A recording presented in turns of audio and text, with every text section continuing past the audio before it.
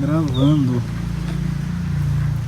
primeiro vlog para o YouTube. Acho que eu tô com a mão no microfone, passei o dedo na câmera. Começou bem. E para comemorar também, né? 100 mil inscritos no TikTok. O que você tá achando, Duda? Seus 100 mil seguidores. É uma loucura. É muito doido pensar sobre isso, porque eu lembro quando a gente começou. Quando a gente se conheceu, a gente tinha aquele projeto, né? Expressando Sentir. E a nossa ideia era compartilhar. Eu acho que é muito do que a gente faz hoje, né? Tipo, compartilhar a nossa vida, as coisas que a gente sente e tudo mais. E eu lembro que na época a gente tentava gravar vídeos e eu não conseguia falar, eu travava, tipo... Era um bloqueio muito, muito grande que eu tinha da fala, assim. De chegar a travar mesmo, literalmente, e não sair uma palavra e começar a chorar, né? Uhum. E muita coisa mudou, assim. Eu não imaginava que um dia eu fosse, tipo, mostrar a minha vida do jeito que eu tô mostrando, a rotina, tudo, né? Então tá sendo gostoso, assim. Eu descobri que eu gostei, que eu gosto de fazer isso. Mas é surreal pensar que, tipo, são 100 mil pessoas, 120, na verdade, agora. Nossa, é surreal. Sem nem falar sobre isso, assim. É muito doido. E o que você acha agora do YouTube, dessa migração? Quais são suas expectativas? O que você tá achando dessa ideia? O pessoal que pediu, na real, né? Eu recebi muitas mensagens das pessoas pedindo pra gente levar os vídeos pro YouTube pra ficar mais tempo ali, né? Tipo, pra ser vídeos maiores, porque eles gostaram muito e não sei o quê. Então, eu recebi realmente muitas mensagens. E eu acho que vai ser gostoso, assim, tipo, tá em outra plataforma, experimentar um novo formato. Porque, querendo ou não, o que eu posto no TikTok é muito do nosso dia a dia, mas são recortes, assim, né? Eu acho que no YouTube realmente dá pra, tipo, mostrar mais coisas, falar também, sem, sei lá, ficar, tipo, cortando muito. Acho que vai ser gostoso. Eu acho que é engraçado também, porque a gente é da geração, assim, que acompanhou os vlogs, né? Tipo, os vloggers crescendo. Tinha muito essa pegada. Daí passou um tempo, parou de existir isso, assim, sei lá, se parou algum tempo, mas pra mim parou de aparecer, tá ligado? Eu parei de acompanhar o pessoal que gravava o dia a dia. E quando a gente começou a gravar no TikTok, a gente não se via como um vlogger, né? Tipo, e é justamente o que o pessoal tá pedindo pra gente gravar no YouTube, tipo, gravar o dia a dia, vídeos mais longos e tal. E eu acho muito da hora, assim. Eu gosto da ideia também. Sim. E eu acompanho, eu não sei se as pessoas sabem quem é, mas eu gosto muito da Ellen Fisher, que é... O que ela faz é basicamente isso, né? Tipo, ela mostra a vida dela, da família. Ela tem hoje 5 crianças. Eles têm uma rotina... Eles são veganos, e é isso que ela compartilha. E o estilo de vida dela é muito parecido com o nosso. E o estilo do visual, né? Do vídeo, assim, é muito cativante. Então, eu sempre gostei.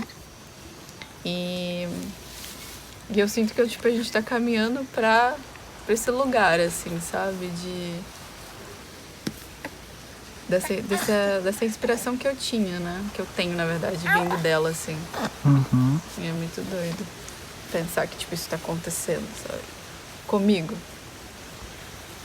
Mas você, tipo, já já tem um tempo que tem vontade de fazer algo do tipo, assim? Porque a gente, quando você começou, assim, a postar essas coisas de doula, eu sempre falei pra você, né, que eu achava que era muito interessante se levar para as redes sociais e tal. Achava que você tinha super o perfil de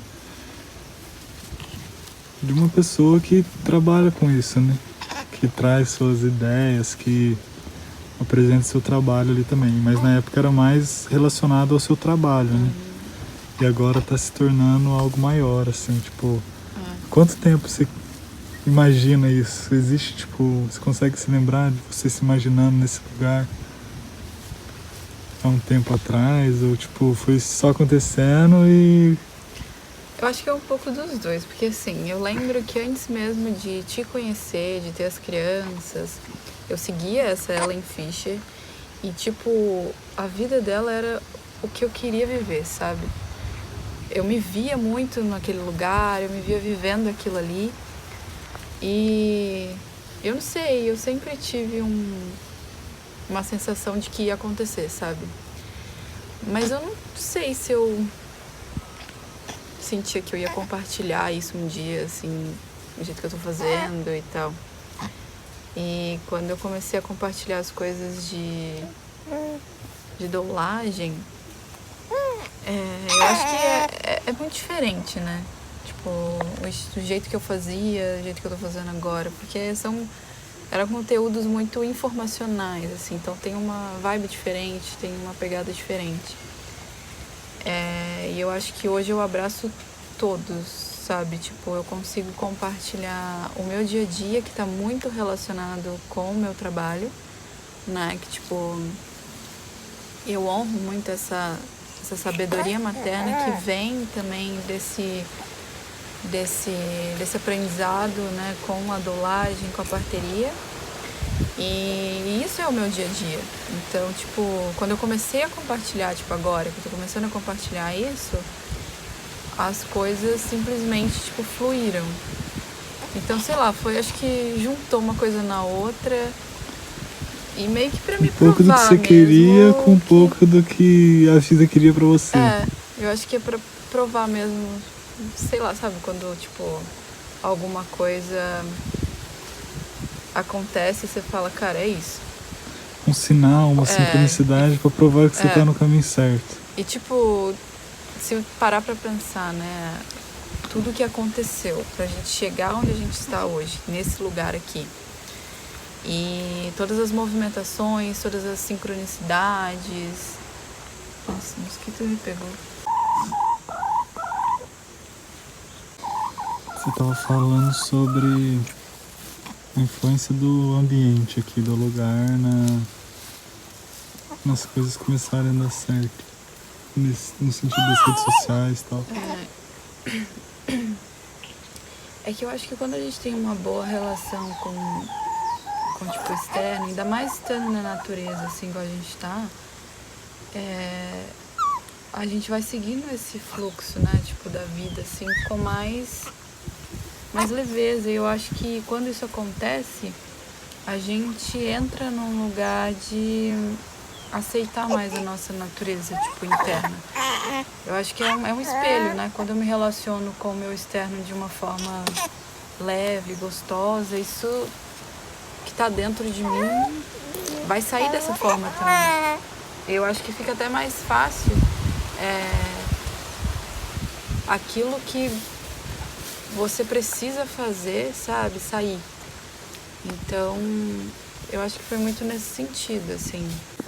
Mas eu acho que é isso, assim, pra mim ter essa relação com o externo, tanto as pessoas, como o lugar mesmo, faz muita diferença, assim, na forma como eu vou me colocar no mundo, na forma como eu vou entregar o meu servir pro mundo. E aqui é mágico, cara, eu não consigo nem falar, assim.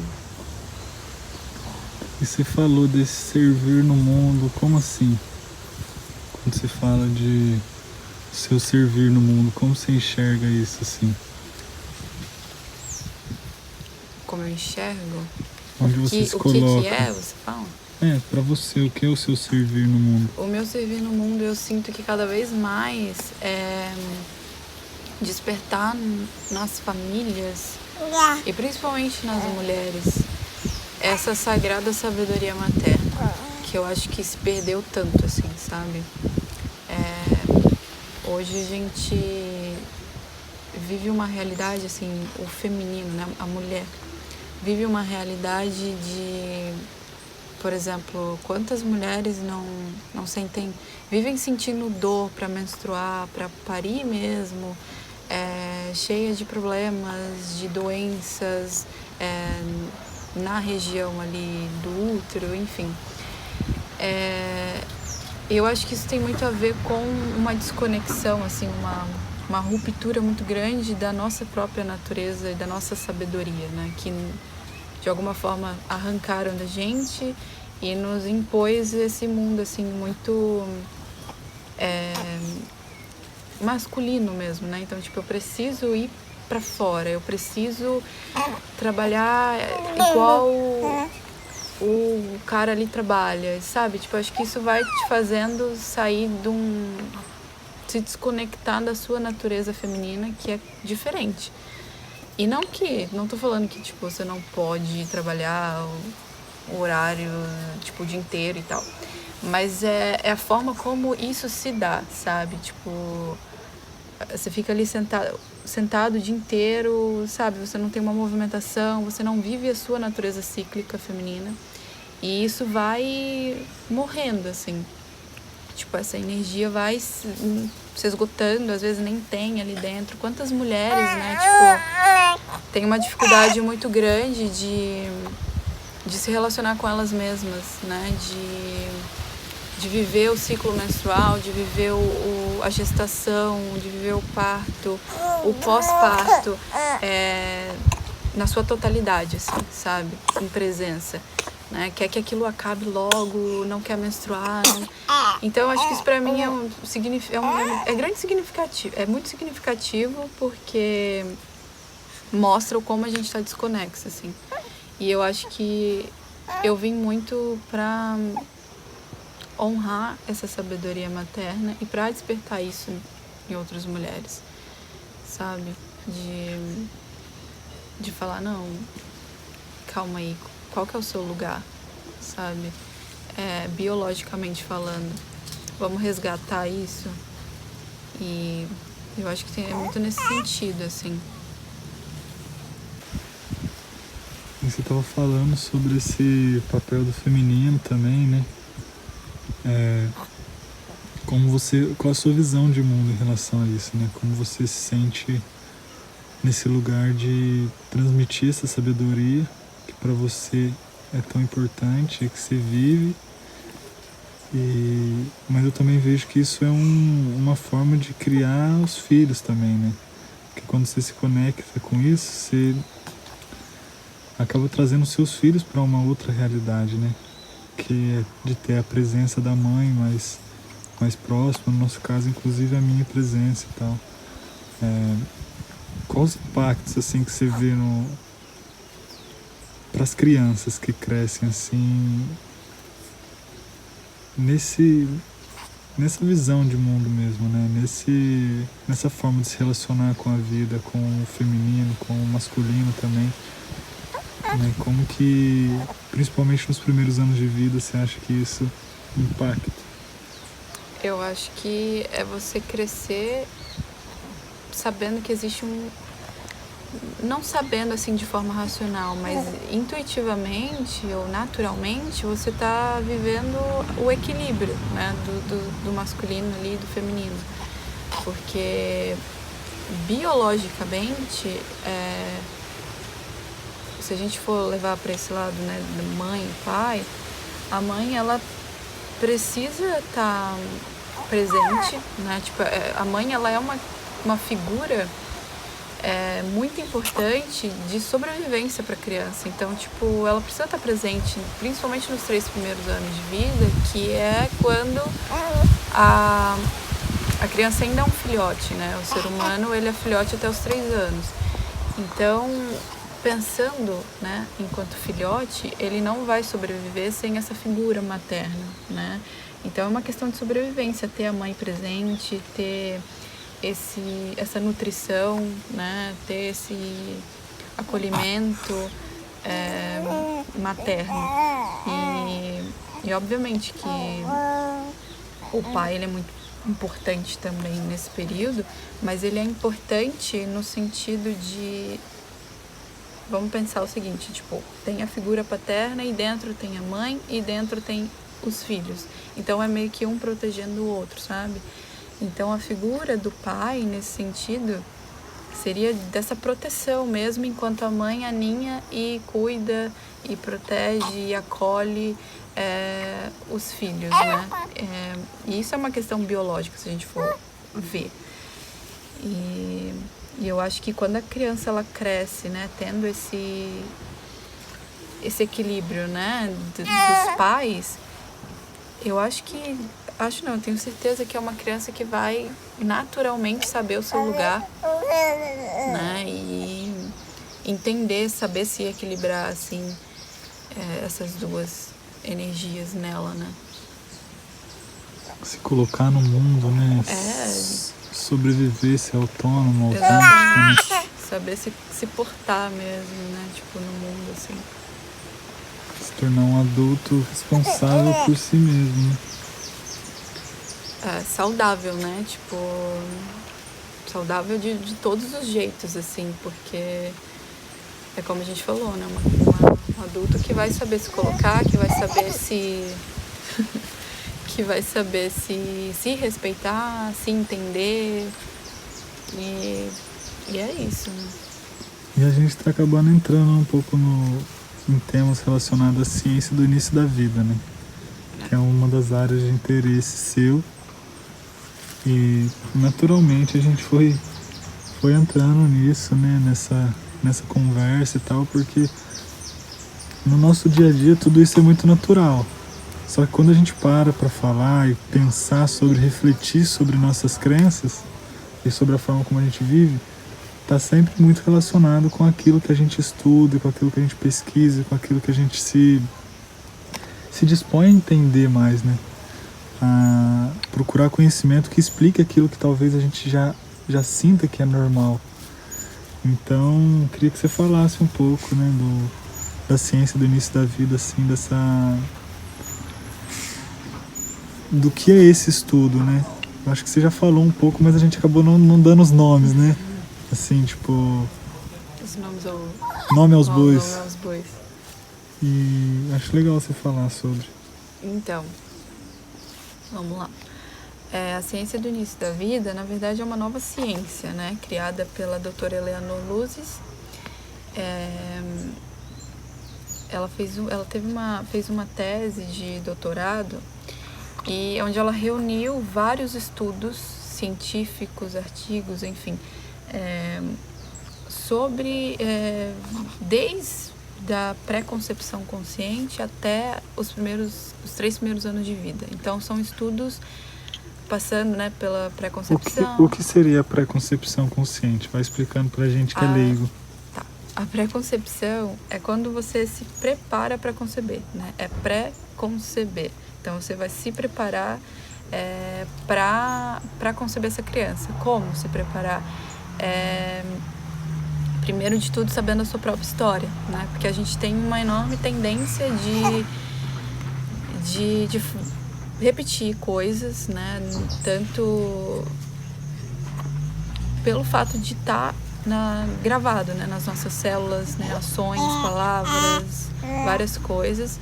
E também já está no nosso DNA. Então, quando a gente para se observar e entender da nossa história, né? Como você foi concebida, como você foi parida, gestada, como você passou os seus 3 primeiros anos de vida. Isso tudo diz quem é você hoje, né? Como adulto, as suas crenças e traumas que você tem na vida hoje, enquanto adulto, né? Então, se preparar para a concepção é fazer essa limpeza mesmo, né?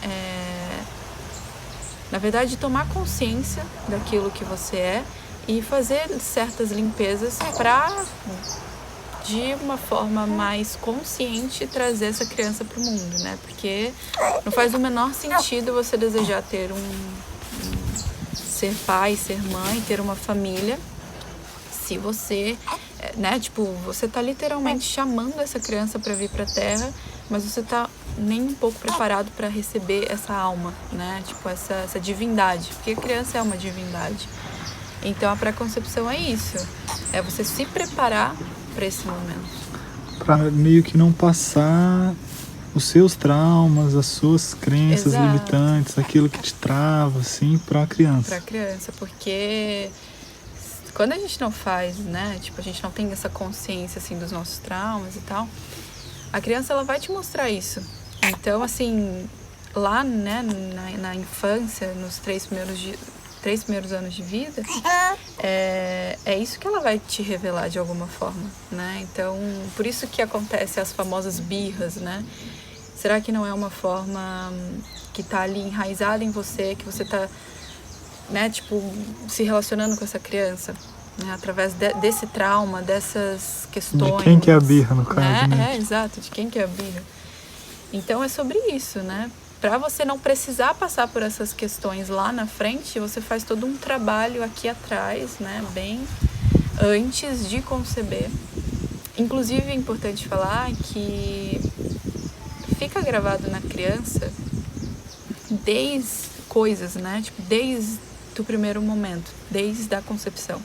Então, a forma como você concebe a sua criança, né? As palavras que você usa nesse momento, os atos, enfim, isso tudo vai ser passado para a criança. Durante o sexo, você fala assim. Durante o ato ali, né? Da concepção mesmo. Tudo fica gravado nessa criança desde o primeiro momento, que é a concepção. Né? E pouquíssimas pessoas falam sobre concepção, né? Muito pelo tabu também que existe. Mas, enfim, é muito importante. E voltando, né, para a ciência do início da vida.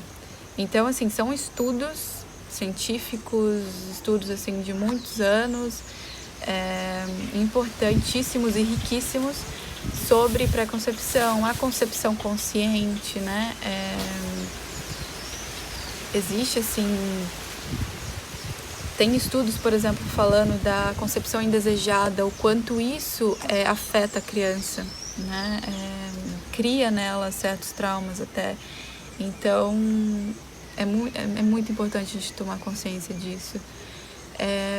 Passando pela gestação, né, pelo parto, pelo pós-parto, amamentação também, e os 3 primeiros anos de vida. Então, a ciência do início da vida é isso, né? Reuniu todos esses estudos sobre todos esses assuntos, estudos, assim, informações que, como eu falei, são muito ricas e que você não encontra facilmente na internet, assim, em qualquer lugar, sabe? Até porque é justamente por isso, né? São estudos que te traz consciência e te eleva, né? Pra gente criar uma humanidade mais gentil, mais amorosa, mais respeitosa. E, enfim, o grande sistema que a gente vive não quer isso, né? Então, por isso, são estudos que não estão disponíveis, assim, com muita facilidade. E, bom, eu acho que é isso, basicamente. E eu acho que o vídeo tá ficando longo já. Tá com sono. Tá com sono. Eu acho que a gente podia fazer um retrospecto aqui primeiro, né? A gente começou falando sobre os 100 mil inscritos e tal, e falando sobre as expectativas Clotilda. Expectativas pro canal do YouTube. E daí eu acabei perguntando pra Duda também qual a relação dela com tudo isso, né? Com o ambiente externo. Daí naturalmente fomos olhando pra forma como ela lida com a vida, com o feminino, com os filhos, e acabamos chegando na ciência do início da vida, né? O que faz muito sentido, porque é um pouco é uma coisa que já está incorporada, assim, né, no nosso dia a dia, né? Não que a gente faça tudo perfeito, tudo... Eu acho que isso é muito importante de deixar claro, né? Porque eu acho que as pessoas veem assim, nossa, que vida perfeita. Eu acho que teve até um comentário, assim, de uma pessoa falando, vocês não brigam? E, assim, a gente tem as nossas questões, os nossos traumas, né? As nossas crenças que batem de frente às vezes, mas a gente tem uma consciência muito grande, né? De entender que isso é pra nossa evolução, assim. Mas, enfim, só vou falar isso. Sim. E eu acho que, pra finalizar, assim, acho que você podia falar também o que você achou do primeiro vídeo. Gostou? Gostoso. Vou fazer mais? Gostoso falar, sim. Acho que tem tanta coisa pra falar, né? E eu acho que é muito do que você falou, assim, isso tá tão incorporado na gente, é tão a nossa realidade, o nosso dia a dia, né? Tipo, a gente não pensa pra viver, a gente simplesmente vive e a gente sempre busca viver em paz, né? Eu acho que isso é essencial pra gente. Então, quando a gente para pra falar sobre isso, né? Tipo, o que você pensa e como é que é a sua vida, a sua rotina? Tipo, como é que eu vou expressar isso verbalmente? É muito difícil, às vezes, assim. É desafiador, né? Tipo, você tirar da explicar, prática pra né? teoria, né? Tipo, botar em palavras aquilo que você vive. Mas eu acho também que é um exercício, né? Tipo, total, de começar a falar e acho que rapidinho a gente vai pegando jeito. E se alguém tiver, né, outras perguntas, enfim, que queiram, né, ser respondidas, pode deixar nos comentários. É isso, pessoal. Né? Eu também quero falar agora. Fala aí, Ai, o que você acha? A gente tá aqui no quintal, vou dar uma filmadinha aqui. O dia tá bem bonito hoje. E vamos encerrando. A galinha deve ter entrado em casa pra fazer um cocô lá. Então dá um tchau. Tchau, tchau.